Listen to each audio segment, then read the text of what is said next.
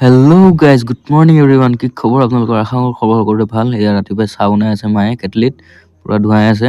আৰু গাইজ মই এতিয়া শুই উঠিছোঁ মানে অলপ আগত উঠিলোঁ আৰু গাইজ এতিয়া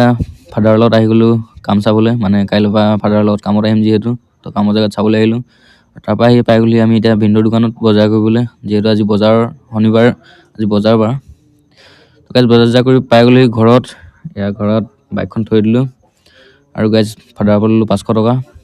আজি মোবাইলটো চেঞ্জ কৰিব লাগিব তো গাইজ এতিয়া পাই গ'লি চেণ্টাৰত মই এতিয়া দিলীপ দা দোকানত আৰু ইয়াত বাইকখন পাৰ্ক কৰি দিলোঁ অলপ ঠাণ্ডা কৰি দিছে আৰু এইজন হৈছে দিলীপ দাৰ তাত চাইকেলৰ এভৰিথিং পায় মানে চাইকেলৰ মেইনকৈ দোকানখন চাইকেলৰ হয় কিন্তু এতিয়া লাহে লাহে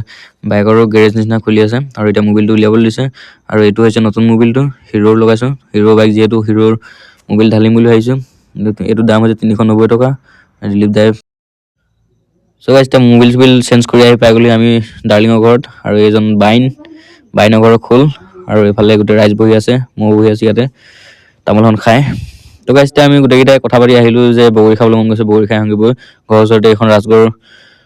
কলেজ ইয়াতে বগৰী খাবলৈ আহিছোঁ আমি গোটেইকেইটাই এইটো ডাৰ্লিং তাৰপিছত দিছে তো গাইজ বগৰী পাই লওঁ নে কি গাইজ এয়া আমাৰ বগৰী চিঙাত লাগিছে নিমখ জলকীয়া ঘৰৰ পৰা লৈ আহিছোঁ ডাৰ্লিঙৰ ঘৰৰ পৰা আৰু এই বগৰী পকি আছে মানে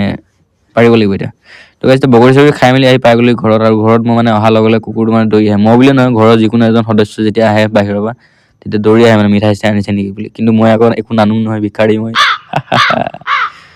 তো গাইজ এতিয়া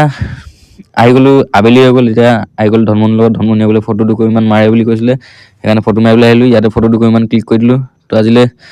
ইমানেই আৰু